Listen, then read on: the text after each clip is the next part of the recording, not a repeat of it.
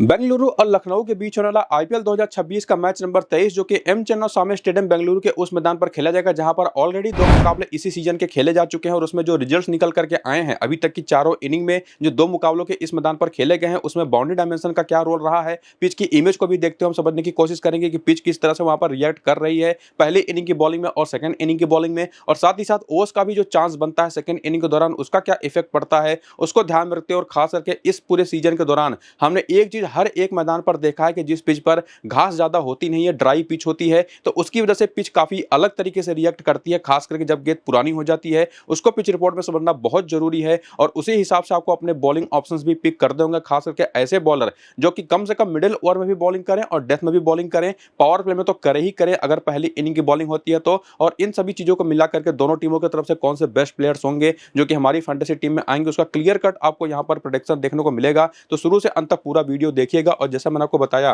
कि ये मैच 15 अप्रैल को शाम को 7:30 बजे से चिन्नास्वामी स्टेडियम बेंगलुरु के मैदान पर खेला जाएगा, जहां पर इस सीजन के दो मुकाबले जो खेले गए उसमें जो हमने बाउंड्री डायमेंशन देखी उसको आप इस तरह से देख सकते हैं और साथ ही साथ जो पिच की पिक्चर देखी वो कुछ इस तरीके की रही, लाल मिट्टी की शानदार बैटिंग पिच और छोटे मैदान पर जहां पर बाउंड्रीज निश्चित तौर पर छोटी होती हैं, चौके छक्के खूब लगते दिखाई पड़ते हैं, जो कि हमने ना सिर्फ पिछले वाले मुकाबले में देखा जहां पर आरसीबी ने पहले बैटिंग करते हुए 250 का स्कोर खड़ा कर दिया और 3 विकेट केवल गंवाए, और उसके बाद जब सीएसके की टीम बैटिंग करने उतरी तो वो टीम भी गिरते पड़ते ही सही लेकिन फिर भी 207 तक पहुंच गई और टीम ऑल आउट हो गई 19 ओवर 4 गेंद में और उस मैच को 43 रन से तो हार जरूर गई। लेकिन इस मैच के दौरान अगर आप देखें तो जो टोटल 13 विकेटें गिरी उसमें 10 विकेटें तेज गेंदबाजों को, सेकंड इनिंग में 3 विकेटें स्पिन गेंदबाजों को मिली और स्पेसिफिकली रिस्ट स्पिनर्स यहां पर काफी कामयाब होते हैं और even left arm Orthodox bowler भी। और इसके पहले जो एक और मुकाबला इसी सीजन का खेला गया था वो 28 मार्च को जो खेला गया था सनराइजर्स हैदराबाद और आरसीबी के बीच में, जहां पर सनराइजर्स हैदराबाद की शुरुआत में पावर प्ले में ही 49 के स्कोर पर 3 विकेटें गिर गई थी और गेंद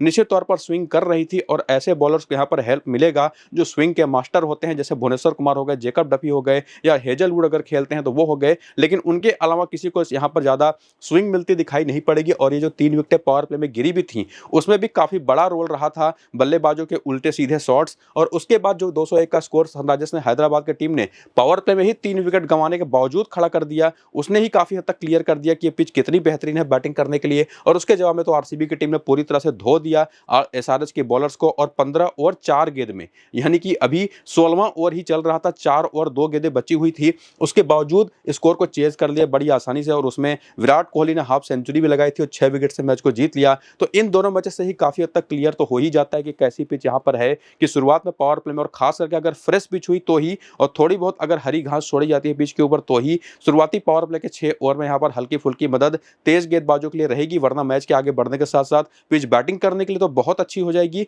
लेकिन जब गेंद पुरानी हो जाती है 12वें 13वें 14 ओवर के दौरान कुछ एक ऐसा फेज आता है जब थोड़ा सा शॉट लगाना मुश्किल जरूर हो जाता है और वहां पर जरूरत पड़ती है उन बैटर्स की जो कि शुरू से ही विकेट पर जमे हों, और अगर शुरुआत में विकेटें गिर गई तो रन बनाना वहां पर मुश्किल हो जाता है, जो कि हमने एसआरएच के लिए भी देखा और इवन सीएसके के लिए भी देखा जो कि उस स्कोर तक नहीं पहुंच पाई कि उस मैच को लोग जीत पाते। हालांकि इसके पहले भी पिछले सीजन के 5 और मैचेस के स्कोर कार्ड आप देख सकते हैं, वहां पर भी इसी तरीके के रिजल्ट्स देखने को मिले थे। और इन पिछले 7 मैचेस में अगर आप देखें तो 3 बार बैटिंग पहले करने वाली टीम, 4 बार बैटिंग सेकंड करने वाली टीम जीती है और इसमें स्पिन को 21 और पेस को 61 विकेटें मिली हैं, जो कि दोनों इनिंग्स में काफी हद तक इक्वली डिस्ट्रीब्यूट हुई हैं। तो जिस तरीके की पिच यहां पर है उसको ध्यान में रखते हुए कैसी टीम आज के इस मैच की बनेगी, उसमें एक और जो फैक्टर इन्वॉल्व होगा वो ये देखना जरूरी रहेगा कि सेकंड इनिंग में ओवर्स आने के कितने चांसेस हैं, और साथ ही साथ जो पिच मिलेगी आज के इस मैच में वो फ्रेश पिच है या यूज्ड पिच है। तो उसके बेसिस पर जो भी इंफॉर्मेशन, जैसे मैंने आपको बताया कि फ्रेश पिच है या यूज्ड पिच है, ओवर्स आएगी या नहीं आएगी, ये इन्फॉर्मेशन तो आपको मैं टेलीग्राम और व्हाट्सएप चैनल पर दे ही दूंगा टॉस के बाद,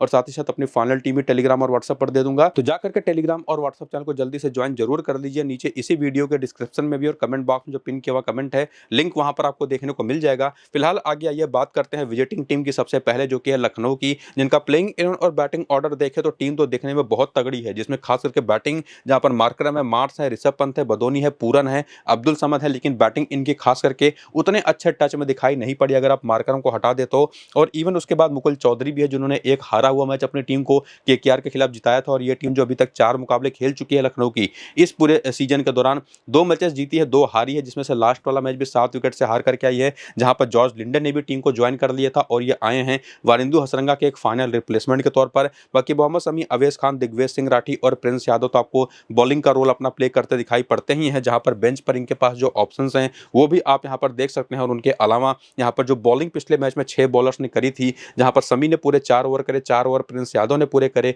बाकी दिग्विजय सिंह ने भी मिडिल ओवर में मिलाकर के पूरे 4 ओवर किए और 1 ओवर पावर प्ले का छठा ओवर भी इन्होंने किया था। बाकी जॉर्ज लिंडे वहीं मिडिल ओवर में ही 3 ओवर करते दिखाई पड़े, 2 ओवर अवेश खान ने किया था और 2 ओवर वहां पर मार्करम भी कर गए थे। और मार्करम जनरली तभी बॉलिंग करते हैं जब सामने लेफ्ट हैंडर्स हो, तो वरना वही पांचों बाकी बॉलर आपको पूरे फुल फ्लेजेड 4-4 ओवर करते दिखाई पड़ते हैं, जिसमें अगर आपको मैं सीधे सीधे कहूं तो पावर प्ले में मेजॉरिटी ओवर्स वहां पर मोहम्मद शमी करते हैं 2 से 3 ओवर, डेथ में भी आकर के एक आध ओवर कर देते हैं, जबकि प्रिंस यादव पावर प्ले के 2 ओवर और 2 ओवर डेथ के इनके पक्के होते हैं। और बाकी दिग्विजय सिंह राठी जिस तरह से मिडिल ओवर्स में मेजॉरिटी ओवर्स करते हैं वो इनका पक्का होता है, लिंडे का भी वही पक्का रहेगा। अवेश खान एक आध ओवर शायद जरूरत पड़ने पर पावर प्ले में कर दें, वरना मिडिल ओवर में और डेथ ओवर में मिला करके बॉलिंग करते हैं। और इसके बाद आगे बढ़ते हुए करियर के भी आंकड़े अगर आप लखनऊ के प्लेयर्स के देखना चाहें तो वो भी आगे सामने है, वीडियो को रोक करके आप जरूर देख लीजिएगा। एक नाम याद रखिएगा मोहसिन खान का, अगर वो आज के इस मैच में खेलते हैं तो एक बाएं हाथ के तेज गेंदबाज के तौर पर जो भी इनका करियर एक्सपीरियंस है वो तो आप जरूर देख लीजिए, लेकिन बाएं हाथ के तेज गेंदबाज के तौर पर बहुत इंपॉर्टेंट हो सकते हैं अगर इनको टीम मौका देती है तो। बाकी आगे बढ़ते हुए अगर आप रिसेंट फॉर्म देखें इसी लखनऊ की टीम का, और इस टीम ने जो जैसा मैंने आपको बताया कि 4 मुकाबले खेल करके 2 जीते हैं 2 हारी है, और उन सभी मुकाबलों में जो परफॉर्मेंसेस प्लेयर्स की निकल करके आई हैं वो आपके सामने है, जिसमें अगर आप देखें तो मिचेल मार्श ने चारों मैचेस में शुरुआत अच्छी करी है लेकिन उसको बड़े स्कोर में कन्वर्ट नहीं कर पाए हैं, ये इनकी एक प्रॉब्लम रही है। बाकी मार्करम इनके साथ भी अगर आप कहें तो वही सेम दिक्कत है, हालांकि 2 बार 30 प्लस का स्कोर बनाने में कामयाब हुए हैं, लेकिन दिक्कत वही है कि बाद में उसको बड़े स्कोर में कन्वर्ट नहीं कर पाए हैं। ऋषभ पंत की भी बात करें तो 168 नाबाद की केवल पारी आई है और वो भी उसमें इन्होंने 50 रन बनाए थे 43 गेंदों पर, यानी कि वहां पर भी ये स्ट्रगल तो कर ही रहे थे। उसके बाद बात करें आयुष बदोनी तो ये भी केवल एक ही हाफ सेंचुरी अभी तक लगा पाए हैं, और बाकी निकोलस पुरन का तो पूरा का पूरा अगर हम बात करें टूर्नामेंट ही बहुत ही खराब गया है, जो भी 19 रन 13 रन की पारी इन्होंने खेली है वो भी बमुश्किल ही बनती दिखाई पड़ी है, रन इनसे बिल्कुल नहीं बन पा रहे। और इवन फील्डिंग भी ऐसी ये कर रहे हैं कि ट्विटर पर अगर आप जाकर के देखें तो उनके खिलाफ अच्छा खासा क्वेश्चन आंसर हो रहा है अलग अलग मामलों को लेकर के। बाकी अब्दुल समद भी बीच में एक शुरुआत में पारी अच्छी खेल पाए थे, उसके बाद मैच को फिनिश नहीं कर पा रहे। बाकी मुगल चौधरी ये निश्चित तौर पर अच्छे टच में दिखाई पड़े हैं, 2 बार नॉट आउट ही रहे, और एक बार ये अगर आपको याद हो 54 नाबाद की कमाल की एक पारी खेली थी कोलकाता के खिलाफ और हारे हुए मैच को अपनी टीम को जिताया था। बाकी उसके बाद आते हैं बॉलिंग ऑप्शंस की तरफ, तो उसमें मोहम्मद शमी जो बॉलिंग अच्छी कर रहे हैं इसमें कोई डाउट नहीं है, 4 मैच में 4 विकेट ले चुके हैं। बाकी अवेश खान इनके साथ एक दिक्कत रहती है कि इनकी इनकंसिस्टेंसी की, कि रन बहुत ज्यादा ये लुटाते हैं, बाकी विकेट भी निकाल करके देते हैं, और जहां पर यह आज का मैच होगा यहां पर ये कितने कामयाब रहेंगे उस पर एक क्वेश्चन मार्क जरूर है। हालांकि बाकी दिग्विजय सिंह इनके 3 मैचेस में 3 विकेटें हैं और एक लेग स्पिन बॉलर के तौर पर निश्चित तौर पर ऐसे मैदान पर जहां पर रिस्ट स्पिनर्स को काफी कामयाबियां मिली हैं ये एक अच्छे ऑप्शन हो जरूर सकते हैं, लेकिन मेरे हिसाब से मोहम्मद शमी के साथ साथ प्रिंस यादव दूसरे बेस्ट ऑप्शन इस टीम की तरफ से होंगे जिनको 100% आपको अपनी टीम में लेकर जाना चाहिए। कमाल की इन स्विंगर्स करने के लिए जाने जाते हैं और 2-3 कमाल की इन स्विंगिंग अपने यॉर्कर्स पर बोल्ड भी किया इन्होंने प्लेयर्स को, और अभी तक के 4 मैचेस में 6 विकेट ये भी ले चुके हैं, लेकिन उसमें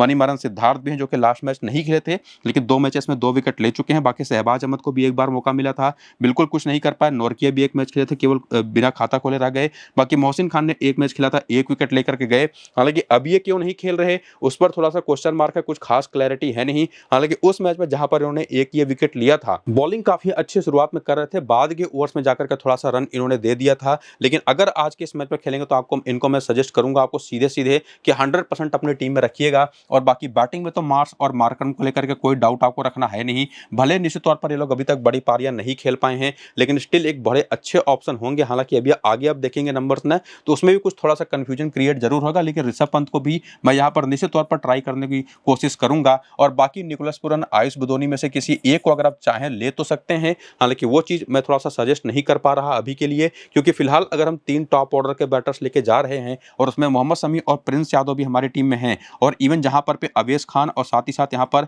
अगर दिग्विजय सिंह राठी जैसे ट्रम्प ऑप्शन भी है। हालांकि अवेश खान और दिग्विजय सिंह राठी को मैं तभी आपको सजेस्ट करूंगा, इनको तभी लेकर के जाइएगा अगर आपको ये पता चल जाए कि जो पिच आज के मैच में यूज की जा रही है वो यूज्ड पिच हो, तो वहीं पर ये दोनों इफेक्टिव रहेंगे, वरना शमी और Prince Yadav more than enough हैं, जिसमें मार्करम भी थोड़ी बहुत बॉलिंग कर देंगे। और बाकी टॉप ऑर्डर के तीनों बैटर्स, और इन टॉप ऑर्डर के तीनों बैटर्स में से अगर आप चाहें तो किसी भी एक को ड्रॉप करके पूरन को भी लेके जा सकते हैं। सिर्फ आपको यही लखनऊ की टीम की तरफ से करना, और प्लस जैसे मैंने आपको बताया था कि मोहसिन खान खेलेंगे तो 100% आपकी टीम में होने चाहिए। इवन अगर जरूरत पड़े तो तीसरे बॉलर की तरह भी आप इनको ट्राई कर सकते हैं। बाकी आगे बढ़ते हुए अगर आप हेड टू हेड के आंकड़े देखें तो यहीं पर एक निराशाजनक नंबर्स देखने को मिलते हैं मिचेल मार्श और मार्करम के, स्पेसिफिकली आरसीबी के खिलाफ बहुत ही खराब खेले हैं अभी तक, लेकिन ऋषभ पंत के आंकड़े बहुत अच्छे हैं, 42 का का बैटिंग एवरेज है और सेकंड बेस्ट प्लेयर यहाँ पर रहे हैं पूरन, हालांकि बैटिंग एवरेज इनका भी 28 का ही है, जो कि फिलहाल इस सीजन में बहुत ही बुरे फॉर्म से गुजर रहे हैं। समी के 14 मैच में 15 विकेटें हैं, अवेश खान के 7 मैच में केवल 5 विकेटें हैं, मणिमारन सिद्धार्थ के 1 मैच में 1 विकेट है, लेकिन नोरकिया के 4 मैच में 7 विकेटें हैं, मयंक यादव और मोहसिन खान के भी आंकड़े आपके सामने हैं। तो अगर कोई बाई चांस इसमें से खेल जाता है तो उस आंकड़े को आप यूज कर सकते हैं। और कि वेन्यू के नंबर्स अगर आप देखें तो इस मैदान पर as a bowler Mohammed Shami काफी कामयाब रहे हैं 6 मैच में 8 विकेटों के साथ। बाकी प्लेयर्स के नंबर्स काफी एवरेज ही हैं। मोहसिन खान जैसे मैंने आपको बताया कि अगर खेलते हैं तो एक बेस्ट ऑप्शन रहेंगे बॉलर के तौर पर, ये यहाँ पर काफी बढ़िया बॉलिंग करते दिखाई पड़े हैं। बाकी बैटिंग में ऑलमोस्ट इस तरीके की शानदार बैटिंग पिच पर बदौनी को छोड़ दें तो सभी ने शानदार परफॉर्मेंसेस दी हैं। इवन अब्दुल समद का भी बैटिंग एवरेज यहाँ पर 59 का है, क्योंकि 6 मैचेस में 3 ही बार आउट हुए हैं। तो निश्चित तौर पर बैटर से काफी उम्मीद आप कर सकते हैं। तो टॉप ऑर्डर के तीनों बैटर्स मेरे टीम में अभी भी बने रहेंगे, लेकिन अगर आप उसमें से किसी एक को ड्रॉप कर पाते हैं रिस्क लेकर के, खास करके मिचेल मार्श जैसे प्लेयर को, तब आप पूरन को भी ट्राई करिएगा, लेकिन फिलहाल वो रिस्क आपको मैं सजेस्ट करूंगा नहीं। अगर आप रिस्क ले सकते हैं तो लीजिए, मेरा तो अपना सजेशन नहीं रहेगा। बाकी प्लेयर बैटल अगर आप देखें तो चाहे मार्करम हो, चाहे मिचेल मार्श हो, चाहे ऋषभ पंत हो, इनकी एक दिक्कत रही है बाएं हाथ की स्पिन बॉलिंग, बाएं हाथ के left arm Orthodox bowling basically जिसको कहना चाहिए, जिसमें बाएं हाथ का ही तेज गेंदबाज भी गेम में आता तो जरूर है,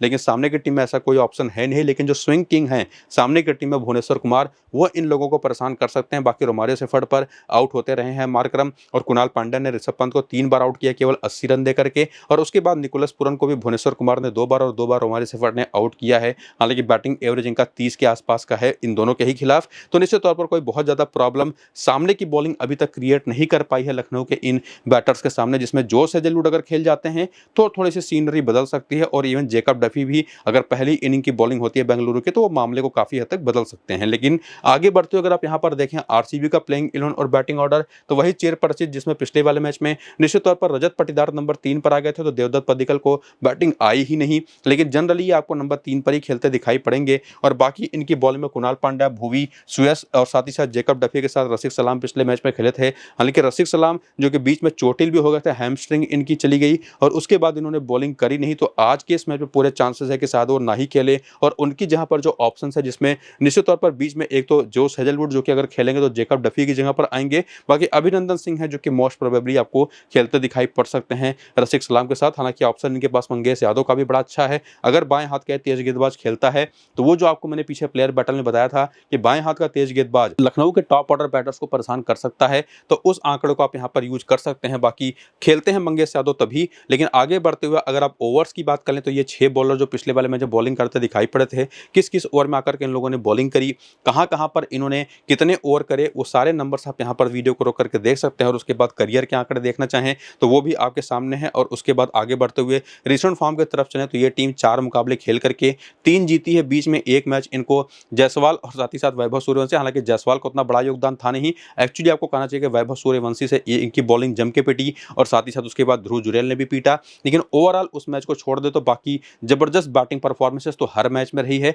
बॉलिंग भी काफी ठीक ठाक करते दिखाई पड़ी है, जिसमें फिलिप सार्ट ने फॉर्म में वापसी करके पिछले मैच में शानदार 78 रन बनाए। विराट कोहली तो जबरदस्त फॉर्म में है ही, पडिक्कल के पिछले मैच में बैटिंग नहीं आई थी, लेकिन ये भी फिलहाल अपने पूरे क्रिकेटिंग करियर के ड्रीम फॉर्म में चल रहे हैं, इसको आप फॉर श्योर कह सकते हैं। सेम चीज आप रजत पाटीदार को लेकर के कह सकते हैं, जिनकी 2 हाफ सेंचुरी तो बैक टू बैक आ चुकी है। थर्ड लास्ट मैच में भी 48 नाबाद की पारी खेली थी, पहले मैच में 31 रन बनाए थे। और बाकी टीम डेविड लगातार जो 4 मैचेस इन्होंने पिछले खेले हैं 3 बार तो नॉट आउट ही रहे हैं। जितेश शर्मा का फॉर्म थोड़ा सा निश्चित तौर पर एक कंसर्न रहा है, जो फिलहाल अभी तक चल नहीं पा रहे हैं। और बाकी रोमारियो सेफर्ड और कुणाल पांड्या, और स्पेसिफिकली अगर बात करें तो जितेश शर्मा और रोमारियो सेफर्ड 2 कमजोर कड़ियां हैं इस टीम की, जो कि अपनी अपनी तरफ से बहुत ज्यादा बेहतर कर नहीं पाए हैं। लेकिन उसमें कुणाल पांड्या को अगर आप ऐड कर दें तो इन्होंने तो कमाल की ही बॉलिंग करी है, पिछले 3 ही मैच में 5 विकेट लेकर गए हैं। भुवनेश्वर कुमार ने बॉलिंग अच्छी करी है, पिछले 2 मैच में उतना खास असर छोड़ नहीं पाए हैं, लेकिन इस मैदान पर निश्चित तौर पर ये अलग ही बॉलर आपको देखने को मिलने वाले हैं। बाकी जेकब डफी को भी 3 बार मौके मिले हैं, तो 6 विकेट निकाल करके उन्होंने दिया भी है।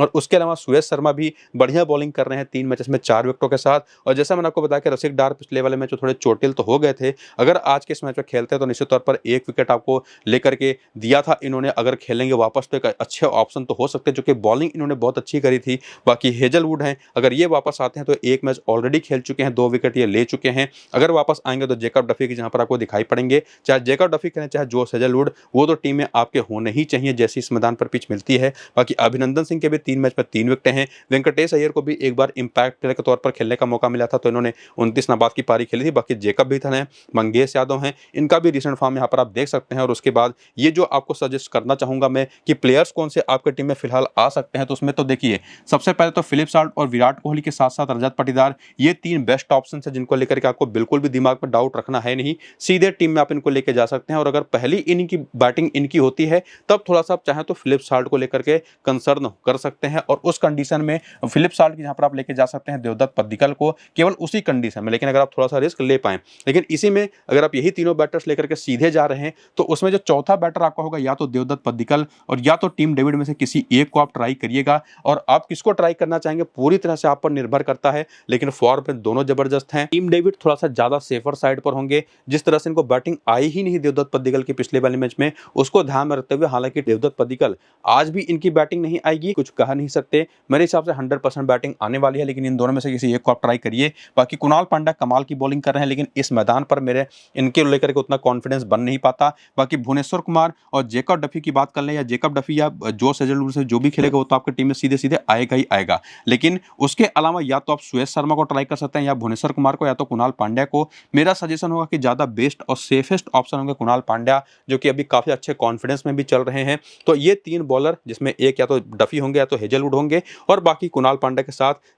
साथ ही साथ कुणाल पांड्या के साथ यहाँ पर बाकी जो बैटिंग ऑप्शंस हैं टॉप 5 में से कोई 4 वो आपको ट्राई यहाँ पर करने हैं। और उनको लेने के साथ साथ आपके पास जो ट्रम्प ऑप्शन है सुयश शर्मा का, भुवनेश्वर कुमार का भी, वो भी एक अच्छे ऑप्शन रहेंगे। और उसको आगे बढ़ाते हुए अगर आप हेड टू हेड की तरफ आएँ तो लखनऊ के खिलाफ खास करके फिलिप साल्ट के 2 मैच 121 रन है, 121 का ही एवरेज है, चूंकि एक ही बार आउट हुए हैं। विराट कोहली के 5 मैच 139 रन है, 27 का एवरेज है। पद्दिकल के आंकड़े काफी अच्छे हैं। पाटीदार के 2 मैच में 141 रन है, चूंकि एक ही बार आउट हुए हैं, तो 141 का ही एवरेज भी है। सिमिलरली टीम डेविड भी 3 मैच में केवल एक ही बार आउट हुए, तो 80 रन जो बना है वही इनका बैटिंग एवरेज है। लेकिन जितेश शर्मा नहीं चले। रोमारी सेफर्ट के आंकड़े थोड़े से एवरेज हैं, बाकी भुवी के भी आंकड़े काफी एवरेज हैं। और बॉलिंग में केवल जोश हेजलवुड आपको डोमिनेट करते दिखाई पड़ते हैं लखनऊ के बैटर्स को, तो ये एक बड़े इंटरेस्टिंग ऑप्शन रहेंगे। बाकी वेन्यू पर, इस मैदान पर जहां पर इनका अपना होम ग्राउंड भी होता है, यहाँ पर देखेंगे तो सुयश शर्मा को अगर आप छोड़ दें तो बाकी हर एक प्लेयर के आंकड़े, और इवन कुणाल पांड्या के आंकड़े आप छोड़ तो सकते हैं, लेकिन फिलहाल अभी जैसे कॉन्फिडेंस में हैं, मुझे नहीं लगता कि इनको छोड़ना चाहिए।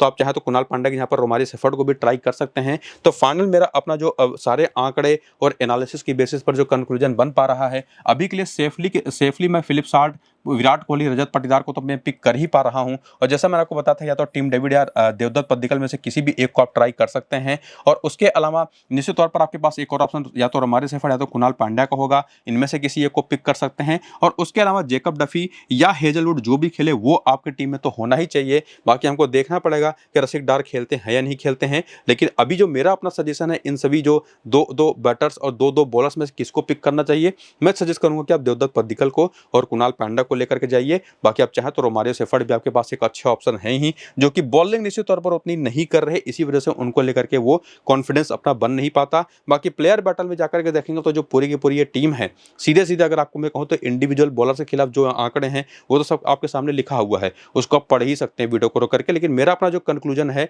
या बेसिकली ये जो पूरी टीम है बेंगलुरु की, इनको बाएं हाथ के तेज गेंदबाज, लेफ्ट आर्म ऑर्थोडॉक्स बॉलर और लेग स्पिन बॉलर सभी परेशान करते हैं काफी हद तक, तो वो लोग काफी अच्छे ऑप्शन इनके खिलाफ रहेंगे। और बाकी जो इंडिविजुअल बॉलर्स, जिसमें अवेश खान का नाम आपको बार बार दिखाई पड़ेगा, नोरगिया का नाम आपको बार बार दिखाई पड़ेगा, उनको भी आप यूज कर सकते हो। और सामने की टीम में अब तो मोहम्मद शमी भी हैं, तो वो तो निश्चित तौर पर एक अच्छा ऑप्शन होंगे। और प्रिंस यादव एक अच्छा सरप्राइज पैकेज हो सकते हैं इनके लिए, खास करके क्योंकि वो बड़ी कमाल की स्विंग बॉलिंग करते हैं। और इस बात को ध्यान में रखते हुए कि जो भी नंबर्स हमने इस वीडियो के अंदर देखे, जिसमें पिच रिपोर्ट भी हमारे सामने था, तो निश्चित तौर पर एक और जो अपडेट हमको लेना पड़ेगा वो टॉस के बाद हमको मिलेगा कि कौन सी पिच यूज हो रही है और सेकंड इनिंग के दौरान ड्यू आएगी या नहीं आएगी। तो टॉस का अपडेट देखने के बाद उसी तरह से हमारी फाइनल टीम बन पाएगी। तो वो सारे पिच के बारे में अपडेट्स, ओस का जो अपडेट होगा और फाइनल टीम जो होगी वो आपको मैं टेलीग्राम और व्हाट्सएप पर दे दूंगा टॉस के बाद, तो जाकर के उसको ज्वाइन करिए। नीचे डिस्क्रिप्शन और पिन कमेंट में लिंक है, लेकिन वीडियो शुरू से अंत तक पूरा जरूर देखिएगा। टेलीग्राम को ज्वाइन करिए ना करिए, वीडियो अगर आपने पूरा देख लिया तो वैसे भी आपकी टीम बड़ी आसानी से बन जाएगी। फिलहाल ये वीडियो यहाँ पर करते हैं खत्म, चलते हैं, नमस्कार।